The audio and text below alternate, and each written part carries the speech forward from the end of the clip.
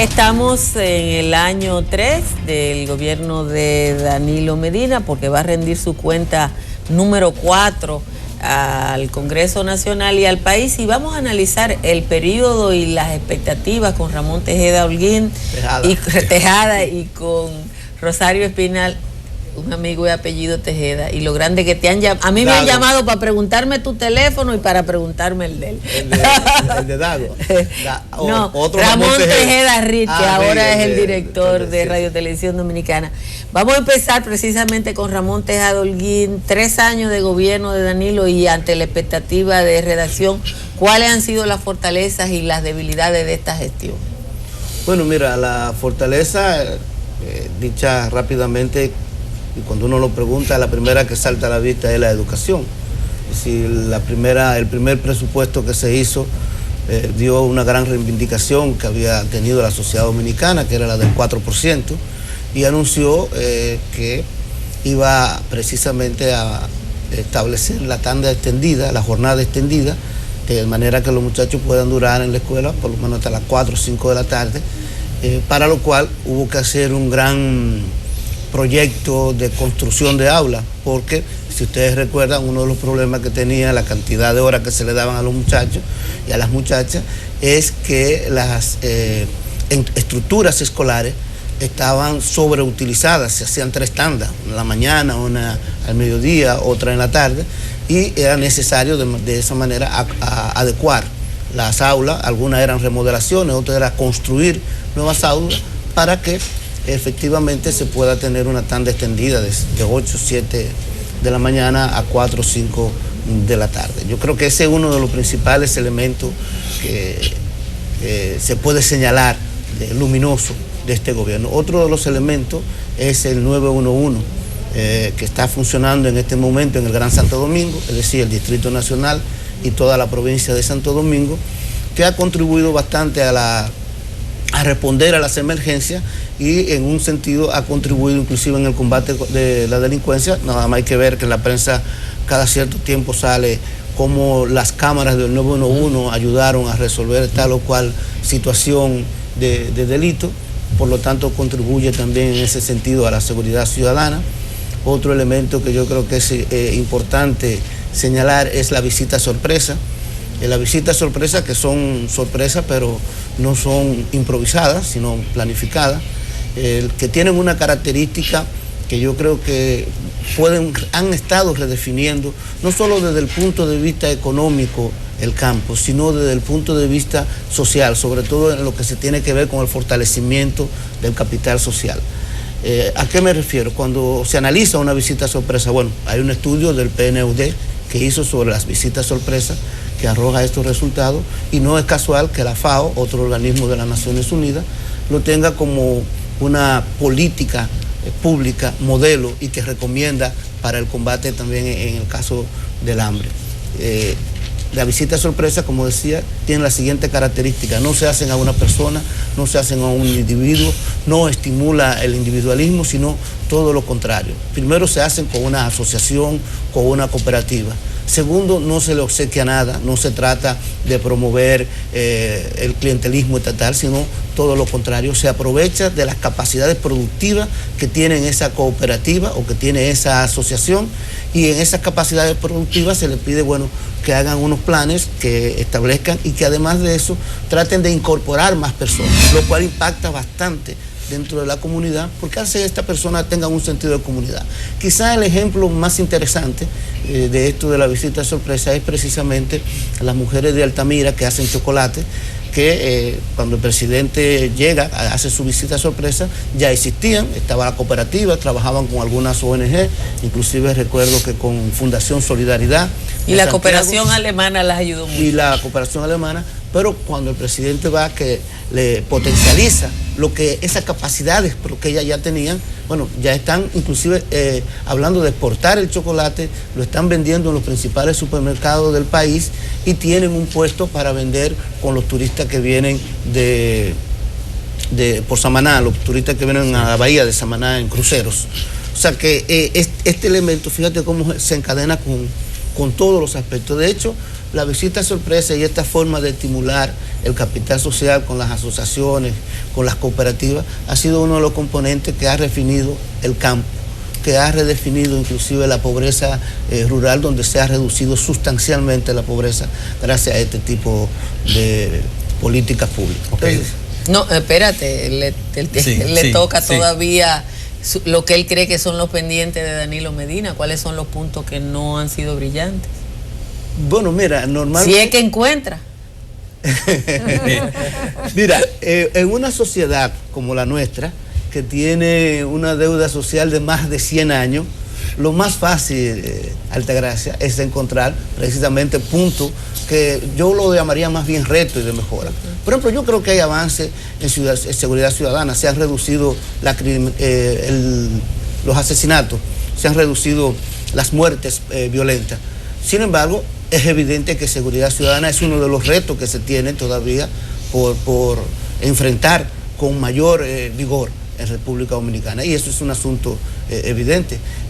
En salud, tú tienes que se han aumentado el régimen subsidiado a través de SENASA y la cobertura casi del 100% de los pobres, según dice el superintendente de seguridad. Es decir, alrededor del 93-94% se han incorporado al régimen subsidiado. Pero en salud hay grandes retos, porque estamos hablando de una situación que viene con unos déficits de hace muchísimo tiempo. Yo te pongo, por ejemplo, la necesidad de trabajar mucho más y con más ahínco con el caso de la maternidad adolescente, para poner algunos elementos. Es evidente que lo más que tú puedes encontrar en una nación como esta es reto. Ahora, lo que no podemos ocultar y no podemos negar es la cantidad precisamente de cosas que en estos 3 años se han estado resolviendo. Yo no te voy a decir que uno puede decir, vamos a resolver todo de golpe y porrazo. Todo es un proceso. Todo es la pregunta que yo creo que debería hacerse la gente y que deberíamos hacernos es, y las cosas marchan a que hay la voluntad de enfrentar esos grandes problemas nacionales, como son, por ejemplo, las políticas sociales. Yo digo que sí. Y entonces te pongo las evidencias, educación, te pongo las evidencias, 55 hospitales que se están remodelando. 72. 72, pero quizás el error fue remodelado todo junto, pero hay 72 hospitales que tienen cemento desde hace 3 años. Que se están remodelando, y además de eso hay algunos que ya están construidos y que están funcionando con la mejor forma, como el NEI Arias Lora, por ejemplo, para ponerte en... Pero el NEI Arias Lora no lo construyó este gobierno. Pero están el NEI Arias Lora empezó Balaguer y lo terminó Leonel Fernández. Pero bueno, vamos a la señora Espinal. El presidente Danilo Medina ayer, al hacer uso de la palabra en una actividad, habló de que su compromiso sería sacar más gente de la pobreza extrema e integrarlo a la sociedad desde el punto de vista de la distribución de la economía nacional. ¿Dónde está el fuerte del sector que va a votar en las elecciones próximas? ¿Y por qué el presidente insiste en salir a buscar cada voto? A ver, comienzo por lo último. El presidente insiste en buscar cada voto porque el presidente quiere ganar con una supermayoría. Y eso no es fácil. O sea, realmente de sacar un 60% o por ahí, no es fácil nunca. Entonces él tiene que salir a buscar muchos votos para llegar ahí. O sea, su reto no es sacar 51, 52, 53, su reto, o sea, lo que él se ha planteado como reto. Él quiere ratificarse. Claro, él quiere ratificarse, él quiere justificar la reforma constitucional, él quiere mantener o que las elecciones expresen el nivel de aprobación de su gestión que se dio durante, digamos, los primeros 3 años de su gobierno. Entonces él quiere muchos votos, así que tiene que salir a buscarlo.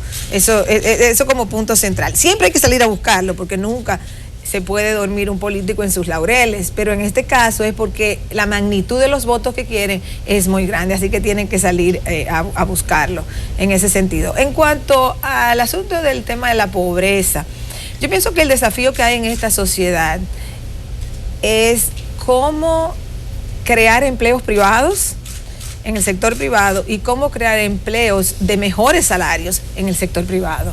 El gobierno dominicano no puede seguir creando empleos públicos.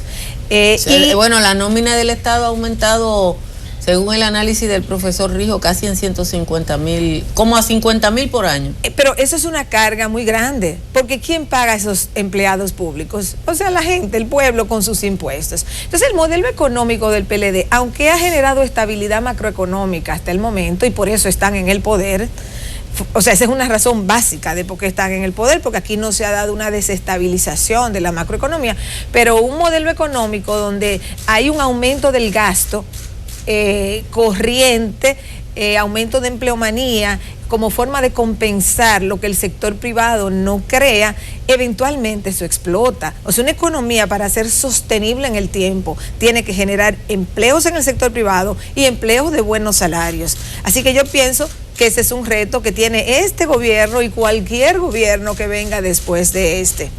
Y no se ha encontrado solución al respecto. O sea que el fuerte, y es un fuerte importante, pero también con su lado problemático, de Danilo Medina, ha sido el siguiente. Él le ha puesto atención a la política social de una manera y en una dimensión nunca antes vista en este país. O sea, la inversión en educación, que se haya concentrado más en construcción de escuelas, bueno, ahí hay tema para hablar, pero el hecho de que se han construido muchas escuelas, de que se están construyendo muchos hospitales, sienta las bases y no las destruyen rápidamente, porque aquí hay una capacidad destructiva muy grande. O sea, tú construyes un plantel escolar y a los 5 años tú vas... Bueno, porque el Ministerio de Educación no tiene fondos para mantenimiento. O sea, hay un conjunto de cosas, falta de fondos para mantenimiento, pero también una cultura de depredación que hay en el país. O sea, en una escuela o en un hospital o en cualquier institución pública debería haber un mecanismo interno para preservar bien la infraestructura física, porque si siempre hay que estar invirtiendo en la infraestructura física, que es mucho más rentable para los gobiernos, porque de ahí viven ingenieros y no sé cuántas personas y que hacen contratos y demás. Entonces, aquí hay que pasar, lo cual... es bueno que se haya construido todo esto, todas estas escuelas, todos estos hospitales, pero hay que pasar a dar un servicio de calidad en educación, en salud y en cualquiera sea el servicio. Pero el fuerte de Danilo Medina ha sido prestarle atención a eso y su enfoque de estar, digamos, más cerca de la gente. O sea, que es uno de los eslogans principales de esta campaña. Y realmente él se dedicó a bajar, sin toda la pomposidad de la presidencia. O sea, pero ya eso no es una política pública. Ese estilo, no, por eso es estilo político. Pero por eso es la combinación de ese estilo político con ese énfasis, digamos, en algunas áreas de la política pública, de los programas sociales, que le ha dado el nivel de aprobación. Pero que tiene cuando su gestión. uno, Rosario, ve seco lo que son la famosa política social de la visita sorpresa, yo que conozco un poco el campo y economía agrícola, la inversión de la visita sorpresa ha sido 3.700 millones de pesos. Yo no me estaba refiriendo ahora mismo. O sea, 3.700 millones en una zona donde viven 1 millón de pobres, porque los más pobres dominicanos son los que viven en el campo, según el mismo PNUD, sobre todo en la zona montañosa.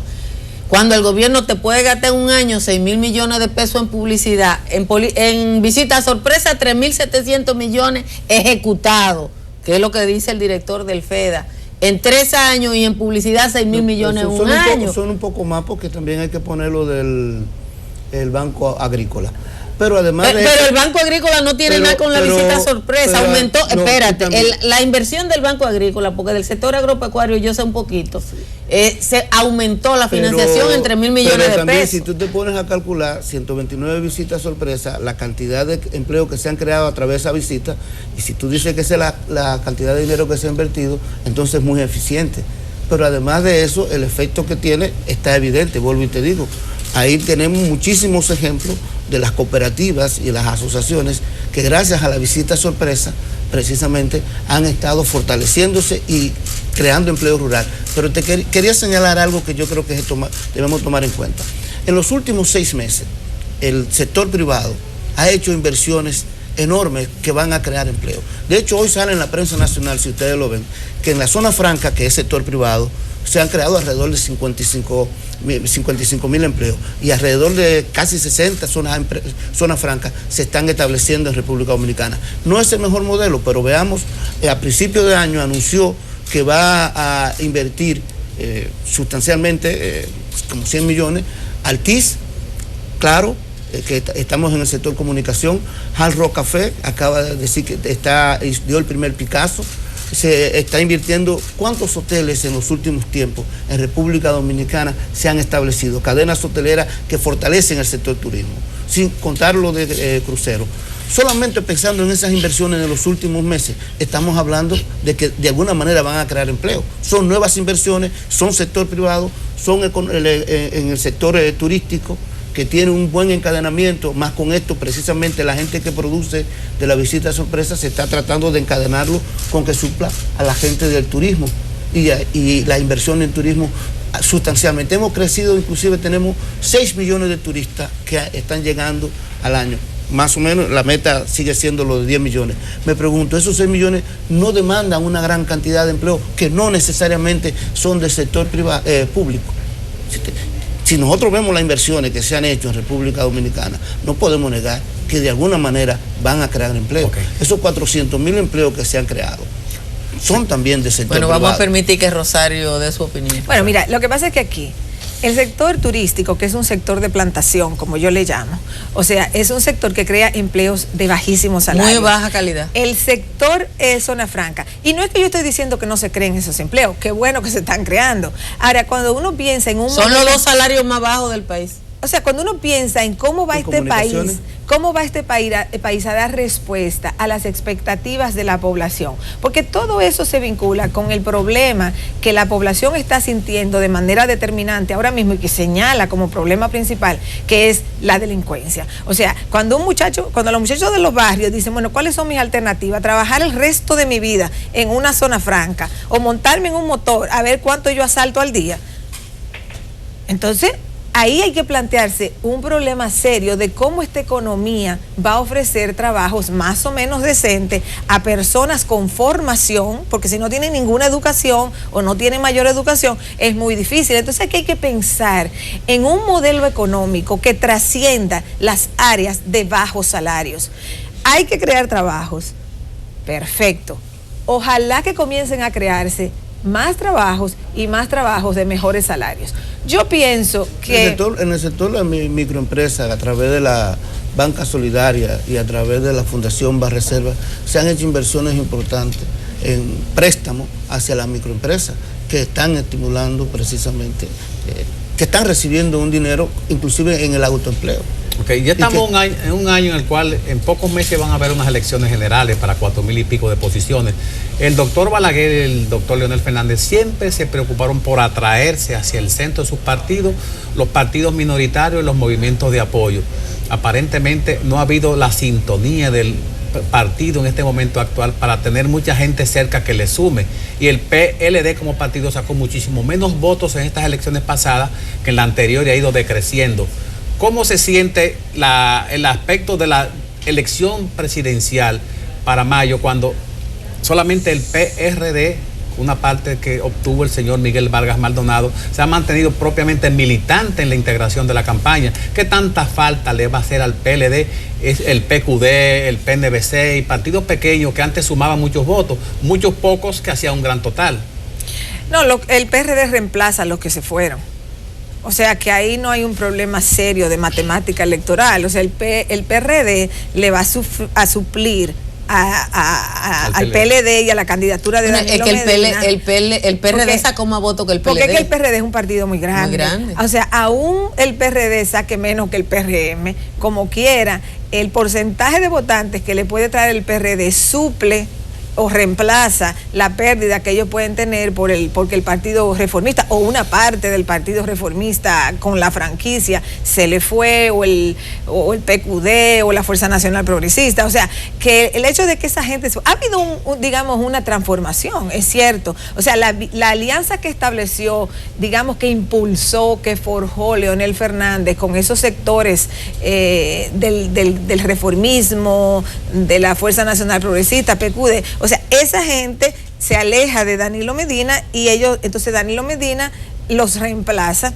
motivado, los reemplaza con el PRD. Sí. Y esa situación la creó la necesidad que tenía Danilo Medina de reformar la Constitución, que es un problema, porque si nosotros pensamos, Hipólito la reformó para su beneficio, todos. Leonel Fernández la reformó para su beneficio, o sea, todos cambiaron el sistema de reelección, y luego viene Danilo Medina y la cambia igual que Hipólito.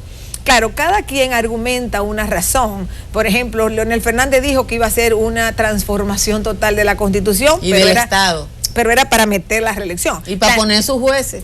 Danilo Medina dice, es porque el pueblo me lo pide. Entonces ahí busca su dato del nivel de aprobación. Pero, o sea, aquí todos los presidentes, y lo menciono los últimos tres, Hipólito, Leonel y Danilo, los tres han cambiado la Constitución para repostularse o inmediatamente, o en el caso de Leonel, que ya llevaba 2 consecutivos y uno anterior, para establecer el sistema de uno sí, uno no, y poder por mucho tiempo seguir siendo candidato. Entonces yo pienso que aquí la clase política en general ha demostrado una falta de compromiso, y eso, que yo estoy de acuerdo con el sistema de una repostulación y nunca jamás. En el modelo estuve de acuerdo cuando lo hizo Hipólito, aunque no estuve de acuerdo con el momento, la forma en que lo hizo. O sea, yo no estuve de acuerdo con la forma, pero el modelo es bueno. Leonel debió dejarlo. Cuando reforma la Constitución en el 2010, Leonel debió dejar ese sistema, pero ese sistema no le era beneficioso a Leonel Fernández, entonces él lo cambia, y ahora vuelve Danilo y lo cambia. Entonces, aquí evidentemente no hay un compromiso con establecer una institucionalidad de respeto, y pienso que esa es una sombra, ese es un problema que refleja el gobierno, y que hay que señalarlo, porque el gobierno y el PLD se desgastaron en el 2015 con el tema de la reforma constitucional para modificar el sistema de reelección en este país. Hay varias preguntas, espérate, déjame respetar al público, porque me están escribiendo que eso no tiene ejemplo, y no sé si son para ti, pero al que le sirve el pregunta zapato. Sorpresa. Sí, estas son preguntas sorpresa. Dice Santos que República Dominicana sigue siendo el país más desigual de América Latina, que cómo se explica la citada disminución de la pobreza. Dice Riz que los periódicos han traído de manera consecutiva el titular, el Cibao se tiñe de rojo, que cómo hablar de la reducción de la criminalidad. Y dice Hernández que los estudiantes de la tan detendida se pasan 4 horas solos. No voy a decir lo otro que dice porque no tengo pruebas, que cómo hablar de la mejoría de la educación. Mira, yo lo primero que creo es que efectivamente sí se puede hablar de la mejoría de la educación. Y sería interesante que se motiven, por ejemplo, pueden ser ustedes mismos, con una cámara, hacer un buen reportaje, ¿sí? Hacer un buen documental, eligiendo obviamente no uno solo lugar, porque cuando hay un cambio, tú vas a encontrar un lugar que puede ser que no esté funcionando con toda la de la ley, puede encontrar otros que sí están funcionando con toda la ley. Aya del Toro lo hizo ese ejercicio.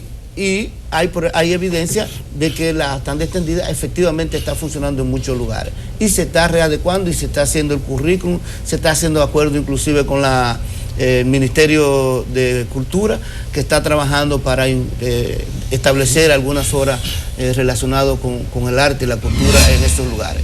Sobre la desigualdad, realmente República Dominicana no es el país más desigual. Sí está entre los países más desiguales, pero no es el más desigual.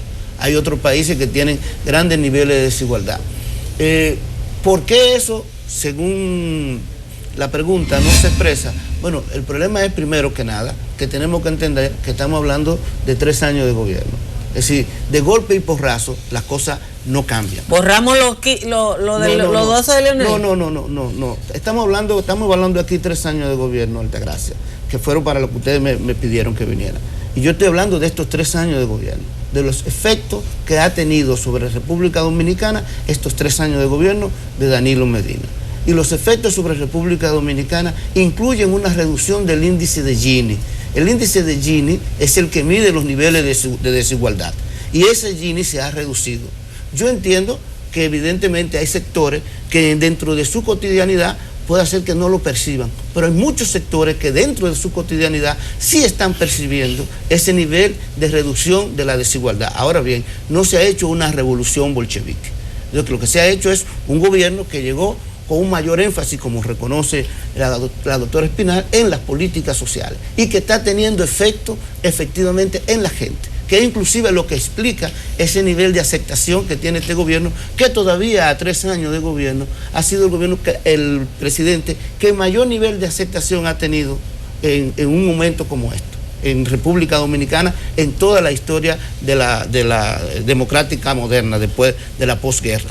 Entonces sí hay evidencia de la reducción de la desigualdad. Y en cuanto a la pobreza, También hay evidencia, utilizando la metodología del Banco Mundial, de más de 780.000 personas han salido de la pobreza en República Dominicana. Bueno, vamos a ir a la pausa. Santos dice que te haga la pregunta que yo hice, que si por qué la educación es tan buena, ningún PLDista tiene a sus hijos en esa escuela donde la educación es muy buena. Pero tenemos que ir a la pausa, regresamos en breve.